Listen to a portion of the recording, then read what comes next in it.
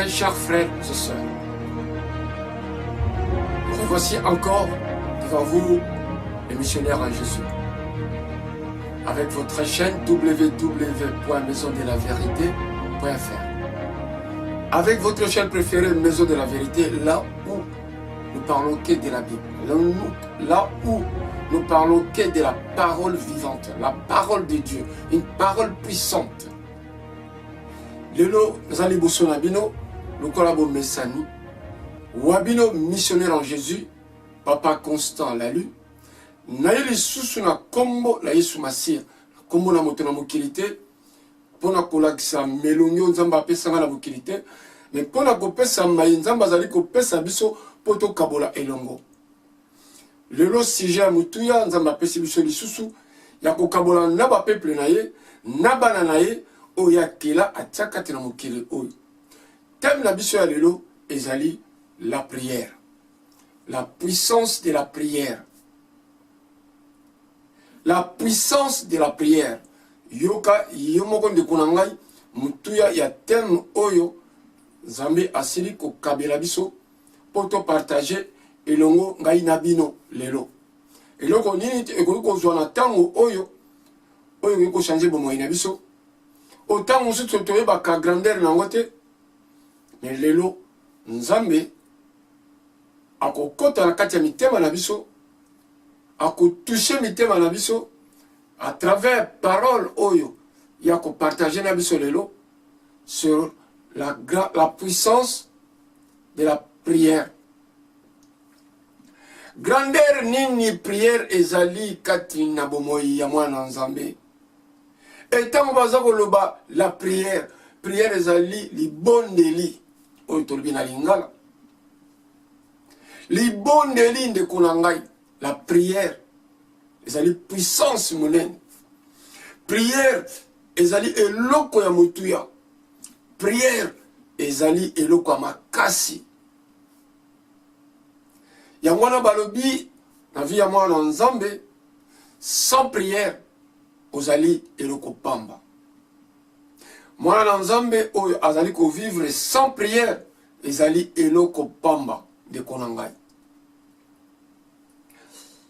Ozali kolamuka na tongo na esengo, mais oyebite po otelema ezali se na makasi, ezali se na ngolu, ezali se na grâce, ezali se na nguya ya Nzambe. Nzambe mutu alamusi yo, Nzambe mutu atelemisi yo. Mais kokanisa te nde konangai sans prière, tango ozali kolamuka pe bazali kotelemisa yo, que ozali na makoki nyonso, ozali na makasi nyonso, pe okoki na nyonso te. Nzambe ayebi ete eloko nini ye atia kati na yo. Nzambe ayebi eloko nini ete yo ozalaka na yango, oyo ye akabela yo, apesa yo. Mais kati na bomoi na biso, alobaki pe atikeli biso eloko ya mutuya, po ayebaki vie oyo tozali komene na bomoi ya lelo, na mokili oyo ya se, ayebi ete ke moyini oyo tobengi na kombo ya Satana, akotika ba oyo bali ya Nzambe te. Ayebi ke moyini akozala pembeni na biso. Ayebi ke moyini azali wana mpona kotungisa biso. Ayebi ke moyini akomena biso na ba plan ebele. Yango ete Nzambe na bolingo na ye akabelaki biso ya motuya oyo babengi libondeli, la prière. Tango Bible ezali koloba na biso ke la prière des justes est efficace, parce que Bible Yesu ayebaki tina. Et puis mingi bazali koyeba secret ya Yesu te. Mais secret ya Yesu ezalaki prière. Secret ya Yesu ya motuya ya liboso ezalaki la prière. Ezalaki dans nos paroles te. Parce que la parole est arrivée, c'est avec lui-même. Loka liloba eyena yemoko azuli loba na tikeli biso. mais oyo azalaki na yango kati na ye oyo ye azalaki kosala makambo isi oyo azalaki kotambola na yango oyo ya motuya oyo azalaki na yango c'était la prière. Yango na balobi la prière des justes est efficace. Balobi prière ezali suka na bombe ya monene oyo koki kobombarde bisika nyonso oyo nkokoso ezali oyo koki kofungola banzela ya bandenge na ndenge. Yango na bandeko mpona kokota na mozindo kotala ete oyo tozali koloba lelo ezali te moto akreye yango mais ezali ye me Yesu Masiya eloko ya motu atikalaki biso alobi na ntango nyonso totambola kaka na prière tozala na présence ya prière ntango nyonso. Yango na lopoto balobi prier sans cesse bondela ntango nyonso balobi toleka na makomi bandeko na ngai totala eloko nini makomi oyo ye mei atigela biso Yesu Masiya alobi nini ezali pe ya molai te ya mikuse na mikuse me ya kilo pe ya motuya. Totali na Matthieu 26 totanga na Matthieu 26 na chapitre 41. Matthieu 26 na chapitre 41 na monoko en français elobeli biso boye.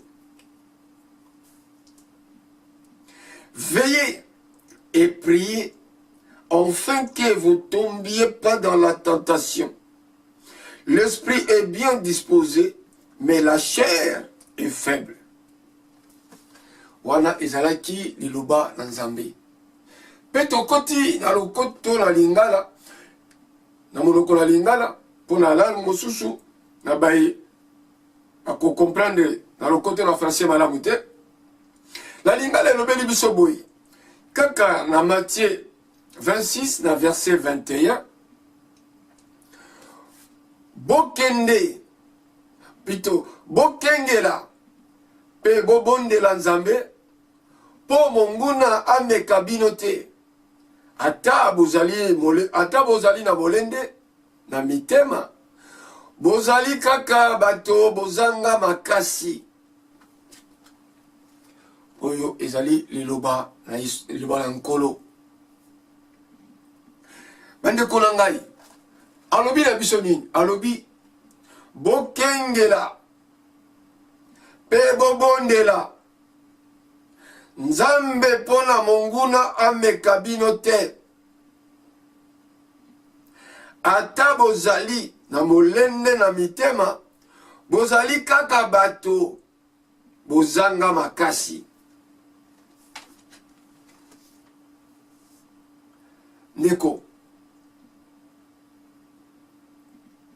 mingi balingaka koutiliser verset oyo pour la raison personnelle.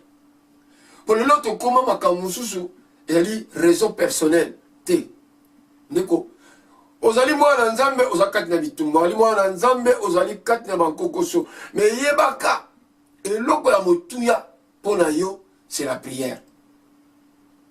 Et loko ya mutuya pona yo c'est la prière. Yango na bazali kotinda biso tous dans la présence ya Nzambe tango nyonso. Ya kotanga liloba na Nzambe pe ya kobondela. Po moto oyo aleki na kotanga liloba na Nzambe pe ayoki maloba Yesu Masiya aza koloba kati na liloba na ye e kotinda ye na grandeur ya monene po akota na prière. Pour avoir yo prier, il faut yeba Yesu Masiya wana azali nani. Pour yo ko prier, oko benga na bademo au nom de Jésus. Oko prier, oko bondela au nom de Jésus. Mais et loko nini Yesu alobi pour yo po permettre yo ozo makasi ya ko bondela. Et puis oko bondela na lolenge nini. Makomi ekotele misayo pe kotinda yo.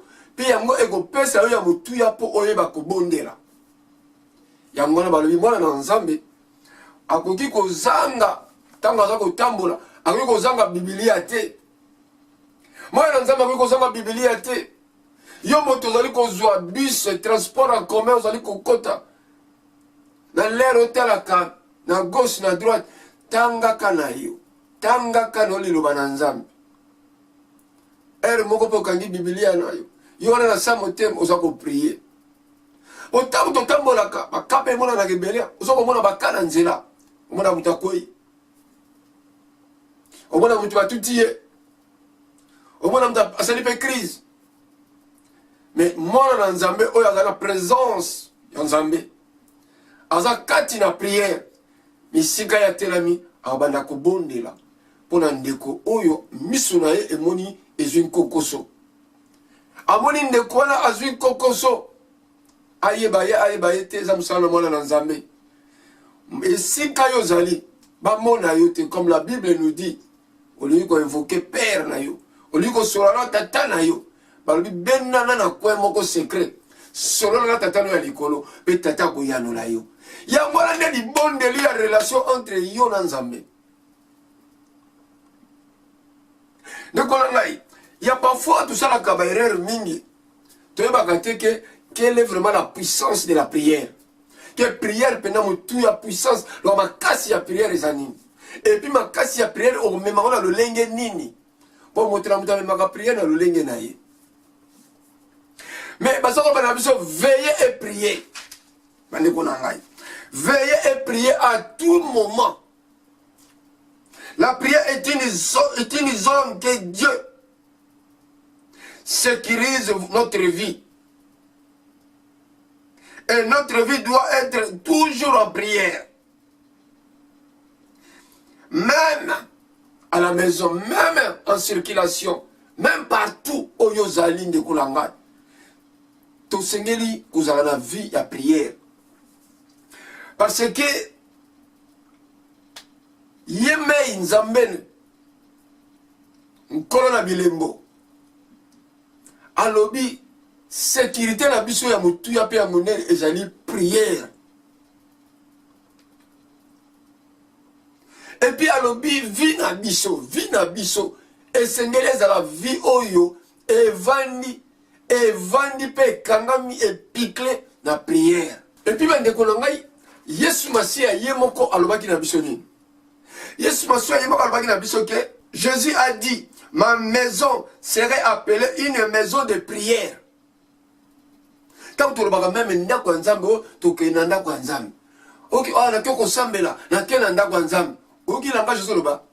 OK wapi na ke ko bondela na ke ndako nzambe. Ma maison sera appelée la maison de la prière. Ndako na ngai ekobengama ndako na prière. Ndiko na ngai yeme Yesu Masia muto ayebisi biso ndengo wana. Elingoloba ezala ndako yozola na pongi eli ndako na prière. Ndako na yeko kozala laisser passer te kota bima te. Ndako na yeko ezala ndako elendama na prière. Ndeko na ngai oyebi soki ozali ko toute ta prière tongo midi poko oza ko sele ndako na yo oza ko kanga ndako na yo kati na mabondeli. Ndeko na ngai okomona munguna ayepele na porte ndako akomi alinima ba sonner apeta koko pokota mais ye moko abaluka ke po akuti liboso ya porte wana moto oyo sopelisaki akuti moto ya prière oyo sopelisaki. La prière des justes est efficace.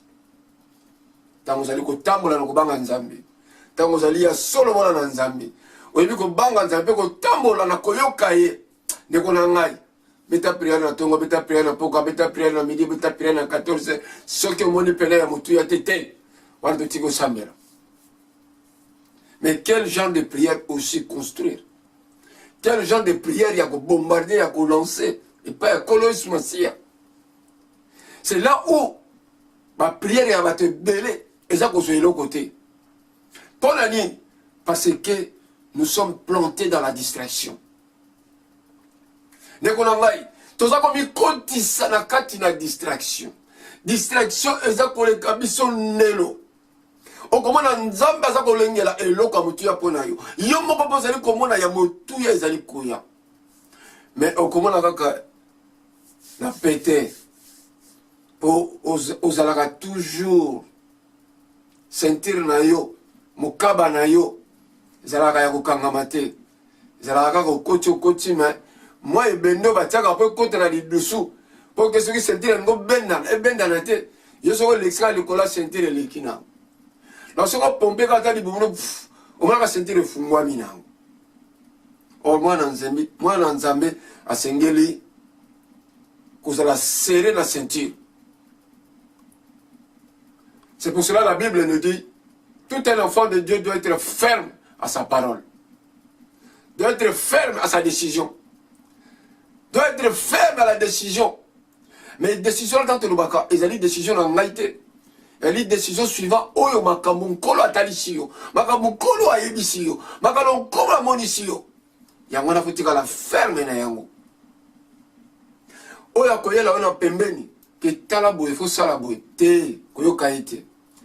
Deuxième position dans le bakakontango nyonso. Première voix, première vue ezalaka ya Nzambe. Oyo ya liboso Nzambe azomonisa yo ezali ya ye. Oyo ya liboso soka na matoi na yo eza ya Nzambe. Nzambe alobaka na deuxième position te.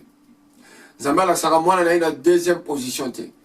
Dieu est toujours le premier. Parce que quand tu marches avec Dieu, qui veut dire tu as placé ton Dieu devant.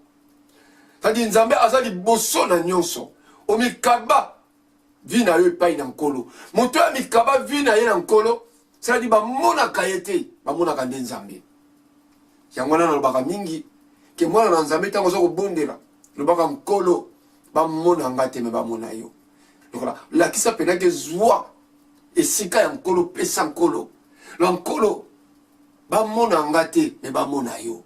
Oyo nyonso akoya apona kokutana nanga père akutana nanga te na kokutana na yo. Monoko nanga kome ezali ya yo nkolo ekotatola se maloba na kitoko. Po nkolo yo lobaka maloba mabe te. Nkolo yo zana bensulte te. Ozana mafinga te. Kolo monoko pesinga eza pona kobimisa maloba ya kitoko. Po ezali yo mto ezali koloba kati na ngai.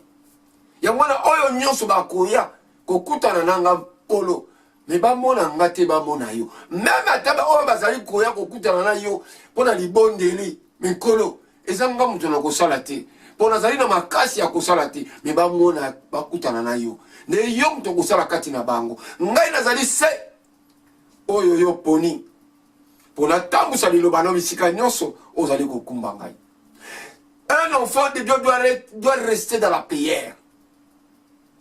La prière, c'est une chose très efficace dans la vie de quelqu'un. Parce que la prière détruit. La prière détruit. Prière est boukaka. Prière est pesaka. Prière est fungolaka. Prière est tindikaka. Prière est bimisaka. Des choses cachées, ils ont bimisa. Bisika ikangama qu'ils ont fungama. La prière est efficace, mes bien-aimés. La prière est puissante. La prière est puissante, mes bien-aimés.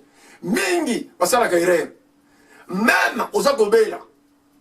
Au lieu de mon amunganga, liboso, ma bolongo la se. Ce qu'on a constaté, ma malade boukio, il cambote. Position où il permettre yo.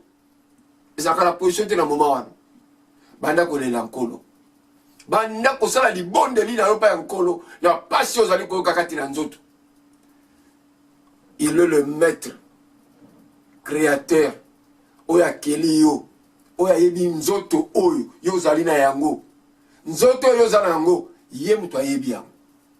Loka ndenge nzoto eza composé na kati. Ye mutu ayebi yango. Munganga oto kendaka kokutana na ye. Akomemo na radio. Akomemo na ba scanner. Akomema yo na ba examen ndenge na ndenge. Bakobendo makila. Mais Nzambe akoya le sika kobendo makila te. Ana radio ya komemo te. Parce que déjà Dieu il vit en toi. Loka Nzambe avanda kati na yo. Nzambe atambola kana yo. Nzambe azali na yo. Le cœur motema oyo zali nango ezali nde ye siège na ye. Motema na yo ezali siège na ye. Aza komona tout tes pensées. Aza komona nyonso za kati na yo. Et oyo ya keli nzoto oyo ayebi misisa ndenge likana. ayebi mikuwa oyo ndenge ezali. Ce qui passe sur côté, lui seul sans radio ou quoi, il le sait. Dans l'émission où d'accord les Kalalobaki, tout ce qui peut arriver dans la vie d'un enfant de Dieu, dans la vie d'un peuple de Dieu, nyoso oyo koya na nzoto ya mwana na Nzambe na mokili oyo Nzambe mo mta permetaka. Menzeni Nzambe apesa nga maladi makasi bo Nzambe mta permetaka. Ndenge Nzambe pratique biso piaka boye ndako eloko ya te Nzambe mta permettre yango. Mais toyeba kate pourquoi il a permis. Faut-il nous regarder pourquoi Nkolo na salini ne peut pas mériter oyo. La kisanga po ete bomo idanga échanger. C'est ça. Et ça dit à mon tout, la première chose que nous devrons d'abord nous poser des questions devant Dieu. Na utokolo bango baleleki. Pe na lobaka yango mingi. Parce que ezeli loko ya motuya oyo biso bana na Nzambe to bosanaka. Mingi tango bankoko soya kaka pona ko pusa na pembe na Nzambe pe kotuna. Oh, nyonso ekoya kati na biso. Nous devons rentrer toujours dans la prière. Mais mkoloba teke soki nazali ko bondela. Tango nyonso kena ko yoko mikakatano te. Mais ezali mikakatano oyo yakaka babenga kango ba preuve o Nzambe azotalisa yo azokopesa yo. Banguna na yo bazali pembeni na yo. Ozali kolela tango soyeba nana azali kosala ngabo nini ezali koleka boy kolo nini ezali kosalama. Mais comment, par quel moyen que Nzambe a connu kolakisa yo banguna na yo? Par quel moyen Nzambe a connu kolakisa yo banzela ya mabe tanso ozali kotambola? Par quel moyen Nzambe a connu kobimisa yo na kote moko bokendaka mingi? Quel moyen Nzambe a connu kotinda yo ozo eluko yo lukaka? Mais ce n'est que par la prière. Et à travers nos prières, ça va déclencher des opérations. Ma prière n'a besoin de yamona et déclencher ma opération oyo ezali ya yo. Et ça l'opération mususu to bonde la osenga kapé ngote. To zali pe osenga ngote mais comme ezali na kati ya plan ya Nzambe na bomoi na yo. Uta tinda yo na libo mama na yo. Donc là Dieu il est en train de t'orienter dans ce projet. Na projet ya pesa yo. Alors na projet wana yo na mabondeli. Tant mususu zali ko senga kwanga. Mais Nzambe alobite yo na lengela ki pona yo lipa eza kwanga te. Mais le gros otambola na botosi ozali kotambola na kowanga ye na koyoka ye ambite ya yo eza kwanga te mais ya yo eza lipa. Okomana na suka na yango obi ah kwanga ikanga pe libumu kanga pe nzala lipa ikanga pe libumu kanga nzala mais ya ngai ko kanga libumu na ngala nzala na ngeza kinzoka nde lipa mais ngala ko kanza kwanga. Mais ce n'est que par la prière que Dieu va t'orienter. Nzambe a orienté yo à travers tes prières. Na prière ne okozwa oyo zali koluka. Soki ya solo etanga maki na nzela ya mkolo ke eloko yoza kosenga ezali na nzela na ye. C'est à travers la prière que okola kokutana na binemi na yo. Na travers prière Nzambe akolakisa yo tala binemi no bango yo. Mais soki atalisi yo ezali poko no bundate. Ozali poko no swanate. Ezali po oyiba nereni na ko vivre sikona bango. Parce que tout un enfant de Dieu azali mutu na bénémité, azali mutu na kandate, mutu na colère te. Nzambe soka talisi ya nakisi yo. Ozongisi matondo epai ya Nzambe. Okumisi Nzambe po atalisi yo. Sikoyo okomona Nzambe akopesa yo attitude nini okotambola pona kozala na baye oyo bazali kotsuka yo, bazali ko bombarder yo, bazali ko nyokola yo, to bazali ko nyokola libota na yo.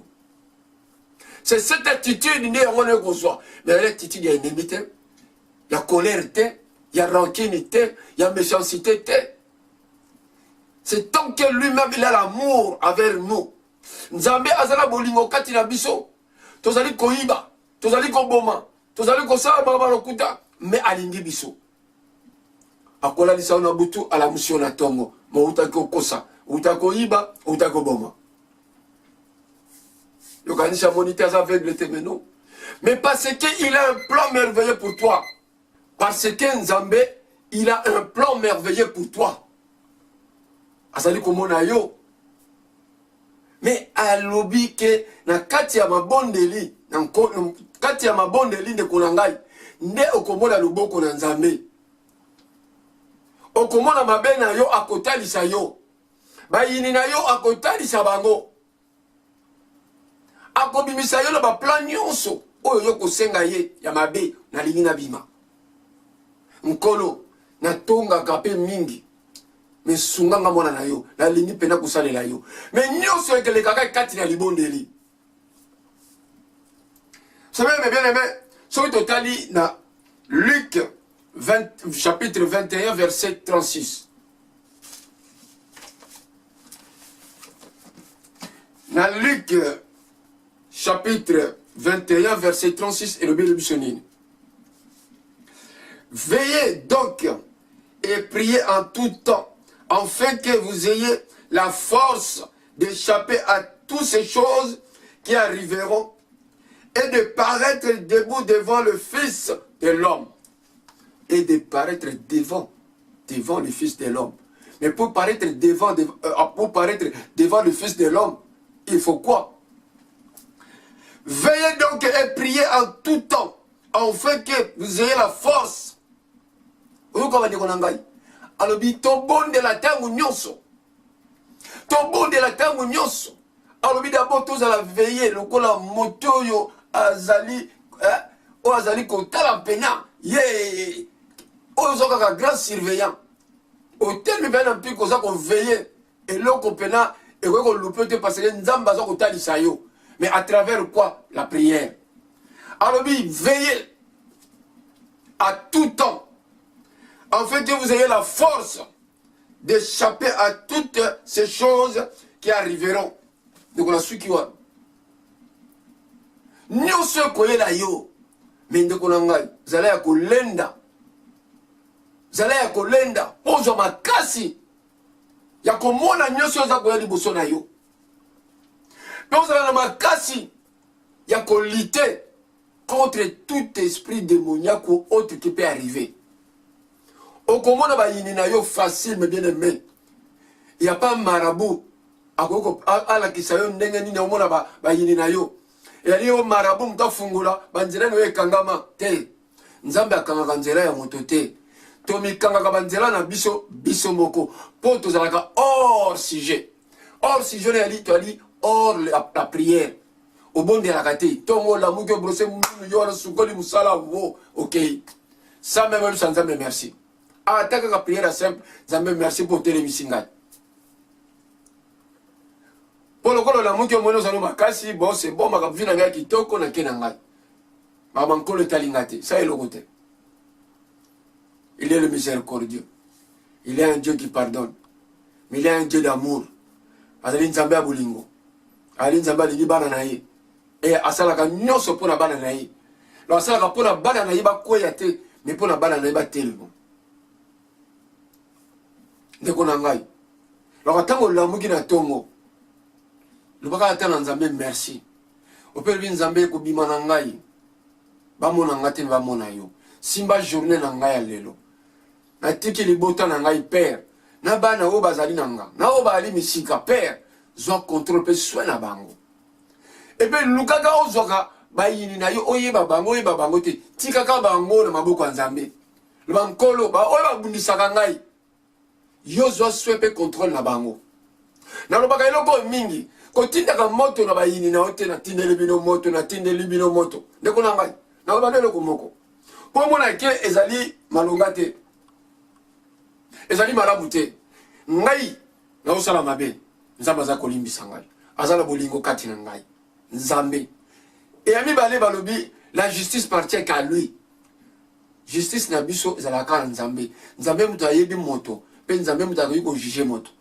Luka la biso ne toala kati na mokilo moto ayebi moto ate. Mosala na biso kaka totali yo boye na bandi ko imaginer. Na tali yo kaka boye il faut ezala boye. Kaka yem to asala ki yango. Ye kaka to asala ki boye. Imagination na imagination totale. Yango na lobi ke toza ko kota lisu na prière te pour distraction et le tout. Ba continue le ko portable boum. Partager distraction totale.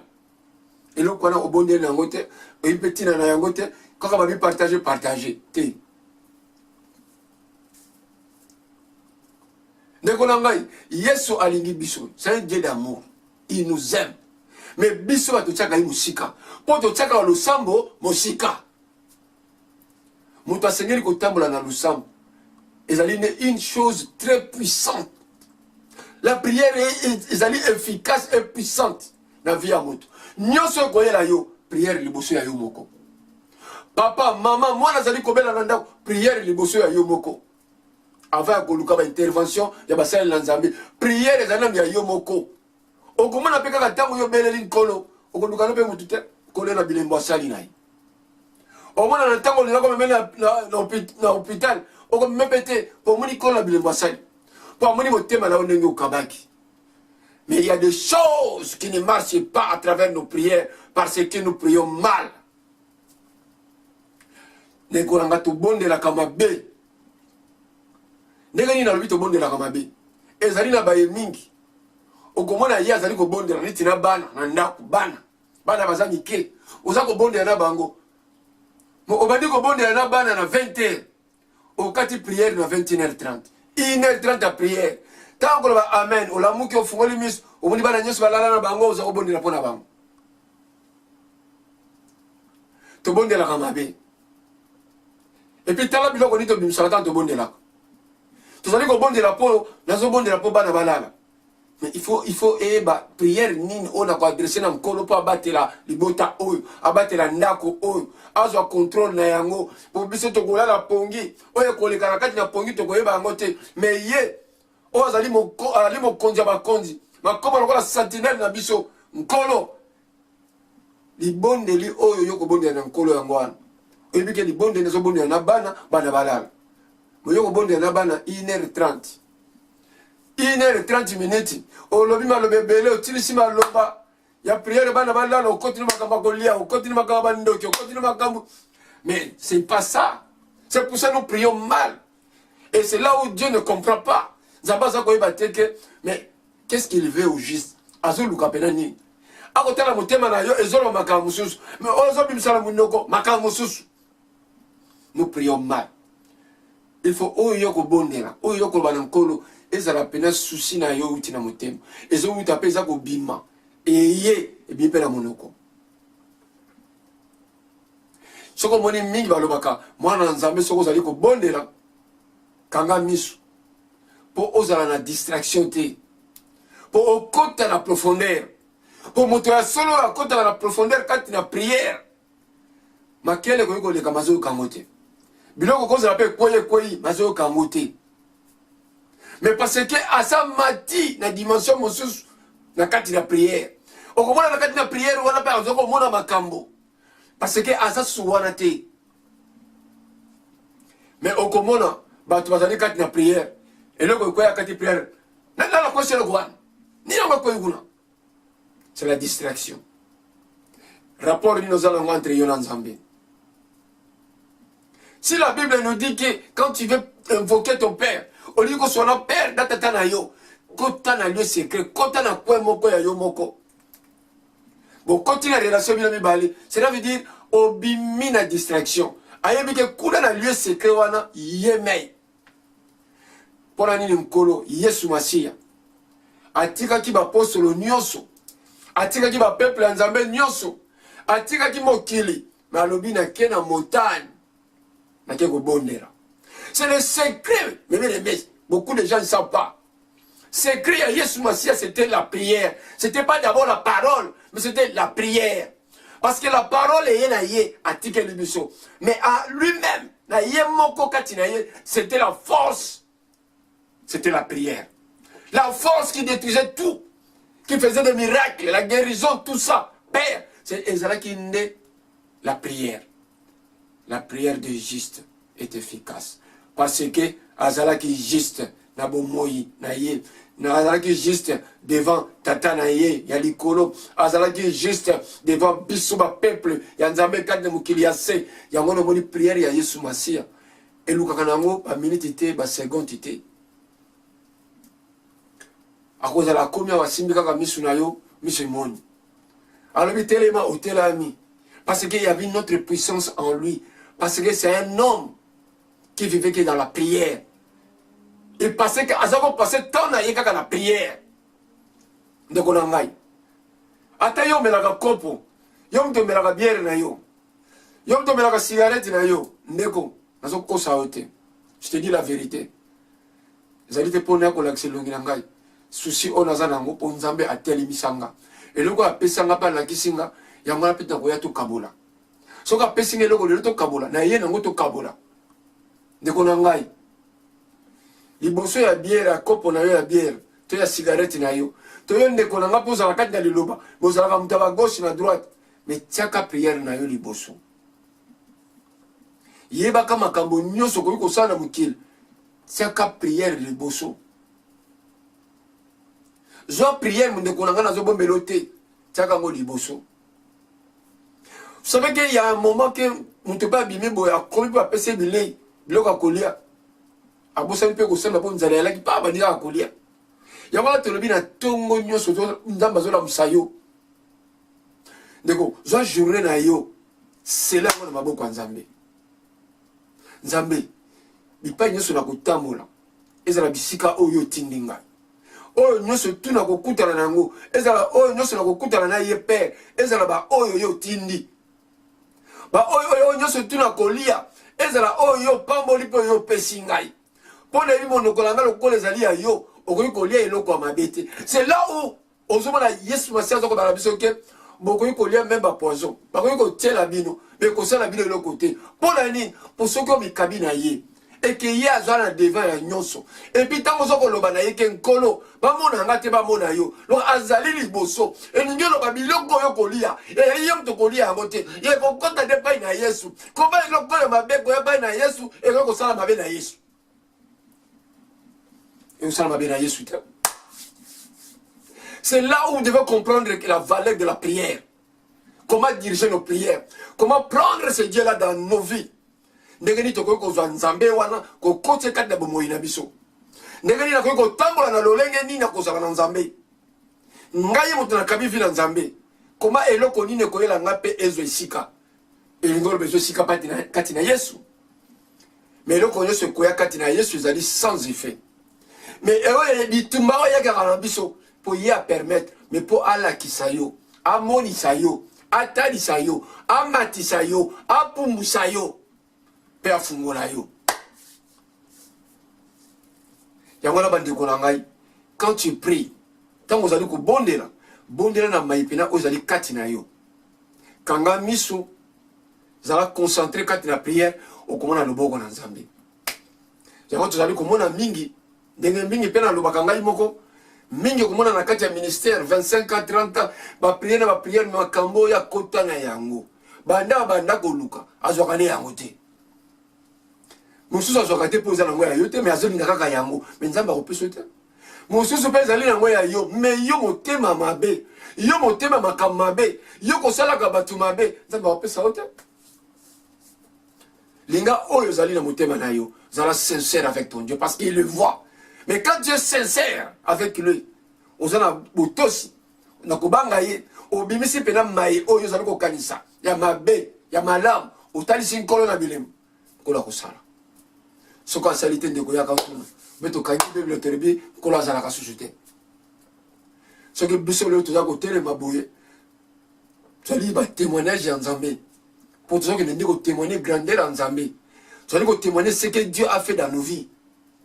Bakufa lobi biso yo. Ti le loto na bato ba kontaka biso kaka le lobi akoma te lobi to ali kaka. Lo to li ba témoignage en Nzambe.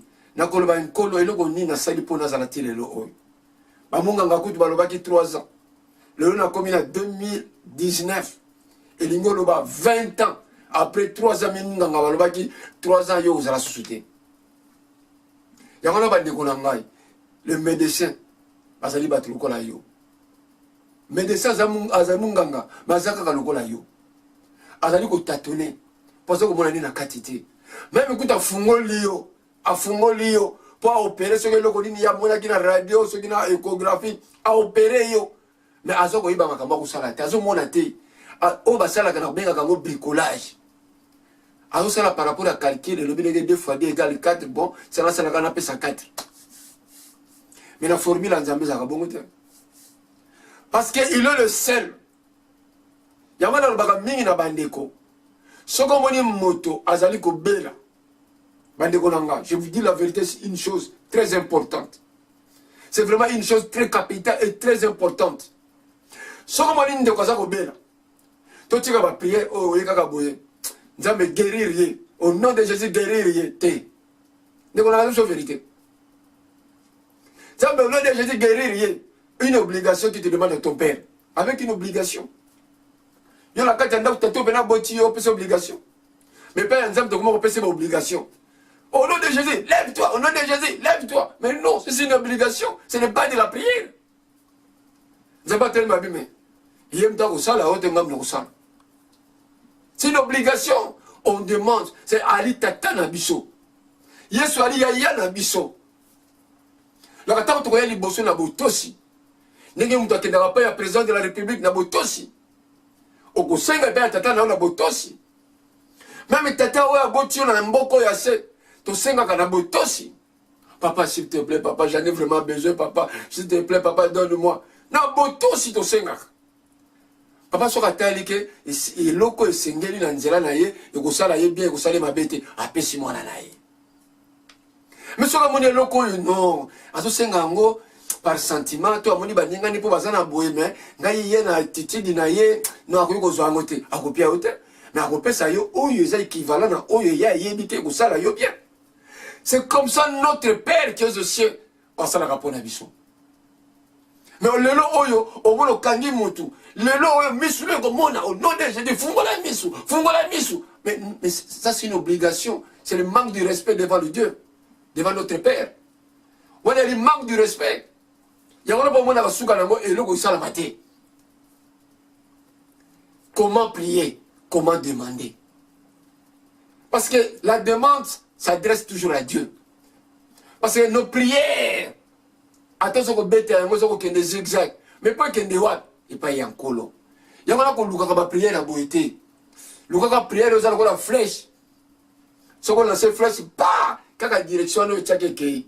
Ce qui a côté, mais qui est à gauche, ce qui est à droite, qui est à droite, ce qui est tout droit, pas, et qui est tout est là.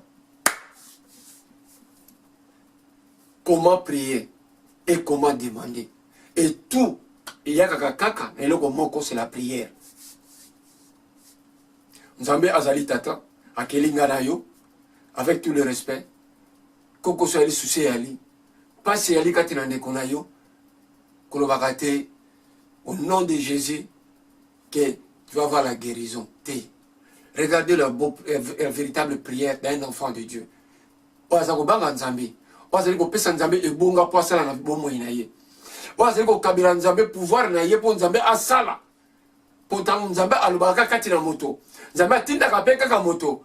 Mais mwana na Nzambe asengeli ko kena botosi. Pe ko yebisa tata na ye na likolo, Nzambe tala ndeko azali ko souffrir. Oyo eza kati na ye yonde moto yebi nkolo. Tala ba oyo bazali ko kengela ye, bazali pe ko souffrir nkolo.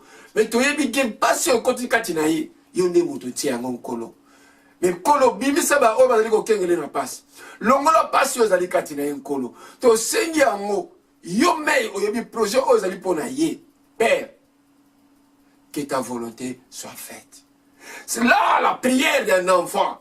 Parce que ta volonté soit faite. Parce que Nzambe muta koti maladi wana kati na nzoto na ndeko.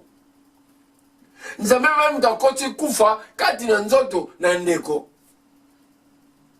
Yangola toloba, faut lobaka que ta volonté. Volonté na yo nde papa. Motema na yo nkolo yango nde sala. Volonté na yo papa e sala kati na ndeko oyo. Po biso to ko souffrir ko kengela ye ndeko baza ko nyoko ma papa. To tiki nyoso na maboko na yo. Mais to sengi volonté na yo père e sala kati na ndeko. Mais to goyate au nom de Jésus, lève-toi. Le bigo nkolo, lève-toi. Mais non. Il y a vandisi ya bitina. Eza lokola atie kadena. Ezali lokola Nzambe azu kadena atie kati na mwana na ye. Mais yo ye obuka kadena. Ya ono mwana ba retour mususu soka bato na Nzambe ozo comprendre tina te. O mwana bato na Nzambe mususu akeye sika akeko bondelela mutu. Mais azu super retour parce que akeko buka kadena o Nzambe moko mtakangi. Faut respecter ce Dieu là. Si a solo tebi le Nzambe zali ko biso ke Nous devons rendre grâce à Dieu à chaque circonstance. Nous sommes quoi quand nous sommes biso. Ce sont les choses ça m'attend pas in Nzambe. Pour y même d'attire quand atia ngo quand biso. Et l'uni koloba. Tu ko ko buka kadinete. Tu ko pesa obligation te.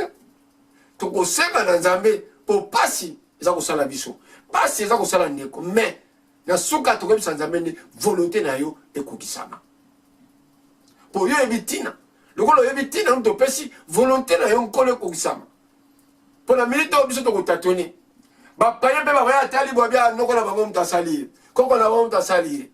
Moi nzamba ko ya te le lobe na ko tambola au nom de Jésus, libère-toi, sauve-toi. Mais non. Que ta volonté soit faite. Tant que kuta na katolobi, de ko to kuta na lobi ce qui nzamba lingi. Et te bakabongo pour la ni. Pour éviter ce qui na kola la pe na kola muka. Il y a chaque fois tu le baka. Chaque fois attends tu coûtes à tu le baka été. D'accord, lobby, mais ce qui nous a lingi. C'est ça, ce qu'on a dit la volonté de Dieu. Ce qui nous a lingi. Parce que yem ta yebi lobby nangai. Le lo a télé misingai. Est-ce que petit na golala, tu na golala te. Ce qui na golala, est-ce que na golala muka. Nous sommes allés kati na maboko na ye. Ndeko toyeba koyeba ndenge nini ko adresser ba prière na biso epai na nkolo.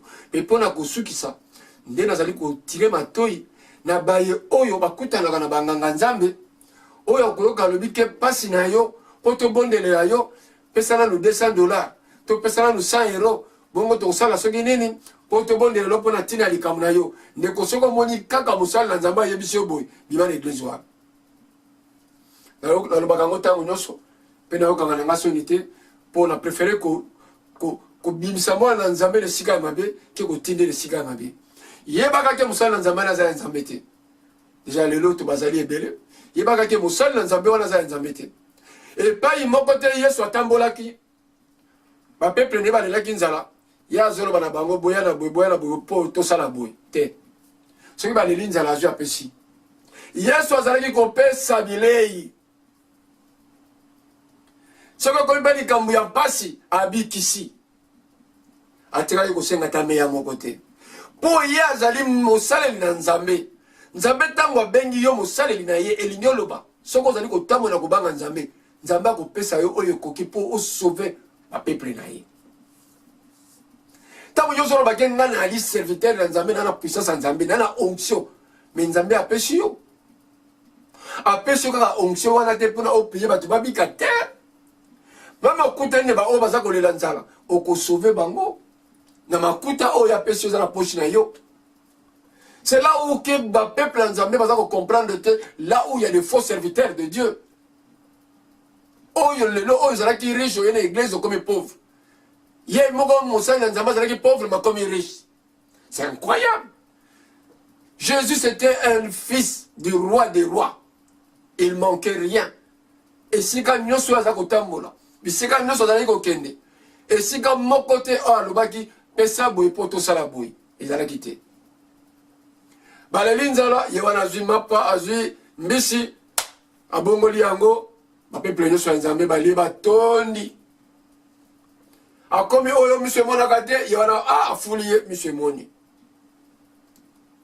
akomi okuna atambolaka te ale tambola atamboli atikala kosenga ta meya moko te asengaki liputa te asengaki chemise te asengaki lopangu te yango na lamuka ndeko na ngai pour comprendre que il faut rentrer dans la vie de prière et la prière de juste est efficace quand tu es juste devant Dieu tango ozali na sembo oza kotambola na kobanga Nzambe yebaka prière na yo nyonso oyo okoadresse na nkolo e ozoluta na motema na yo okomona loboko na Nzambe tozali wana batémoignage ya Nzambe oyo tozali koloba yali mpona koloba te mais tozali kotémoigne grandeur ya Nzambe asali aza kosala kati na ngai ndenge na telami awa et puis tozali ebele tozali kotémoigne Nzambe loboko na Nzambe bamikolo koya tokozala na kote ya Crey bokomona témoignage ya mama monene mpe mingi bayebi kati na République démocratique du Congo mais biloko ya mitu ya Nzambe asali kati na ye bagrand témoignage ya minene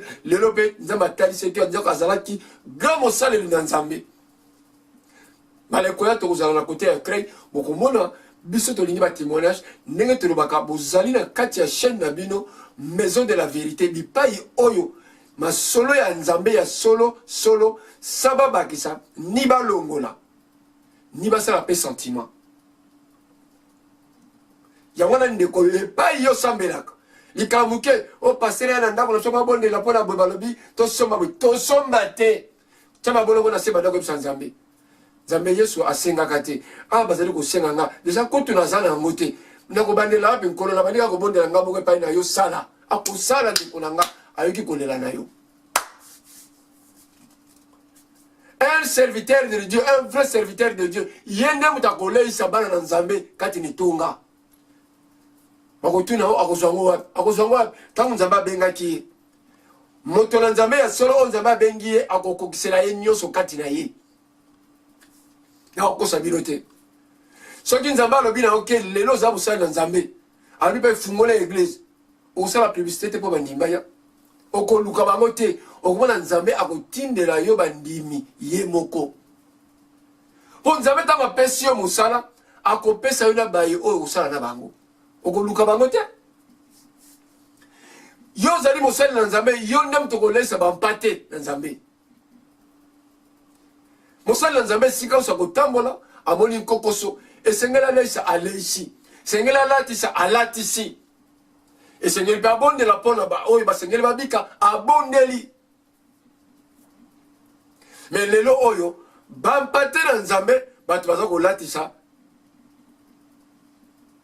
bakambi na nzambe bampate na nzambe bato bazali koleisa bana na nzambe bampate na nzambe bato bazali kosimba mais non oyo balobi ke église tokomi kovivre à l'envers monde ekoti na église église eke na libanda epuis na libanda mono ekende kosala évangélisation te ekoti eke na buzoba yango tozali komona il y a des serviteurs de Dieu okoyoka aza na kati ya église il est marié mais aza na mama moko kuna na rompo ngaba aza na mama moko awa na Château Rouge aza na mama moko na XL na Bruxelles aza na mama moko na Menkao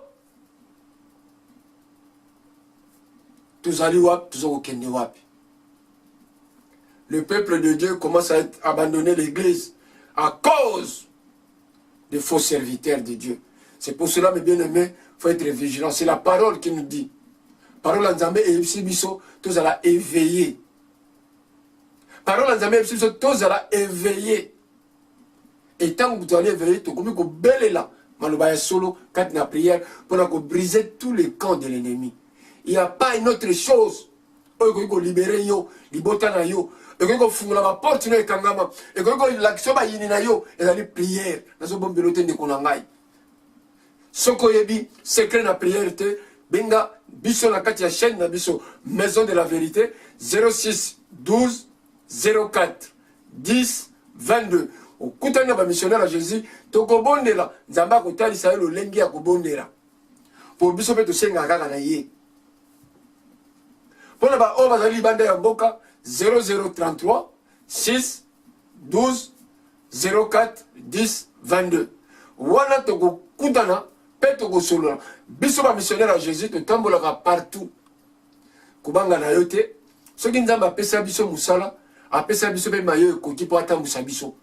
Bipai nyonso to tambolaka na oyo apesaka biso. Soki pai to kombi to kendaka. Soki ba pesi biso po to memaka pe. Toi les loko kusenga te bipai to kenda. Omoni benga biso. Seigneur to sala émission, to ko sala émission. Nyoso na musala nzamba pesa biso ezalaka gratuit. Ndenge ye moko alobi na pesa bino gratuit, bino pe osengeli ko kende partout, sala gratuit. Na kanisi boyoki ngonga eleli, ngolo batango ekoki to sengeli kozala na kubanga nzambe kotambola suivant volonté ya nzambe. Ngonga tango ekoki to kotika bino mais to kutali mokolo ya sima. Nde tokangama na losambo te ba eloko eleki losambo ezate pete ba kofungola miso na ba faux serviteur pe na ba oyo bazali kosenga bana na nzambe.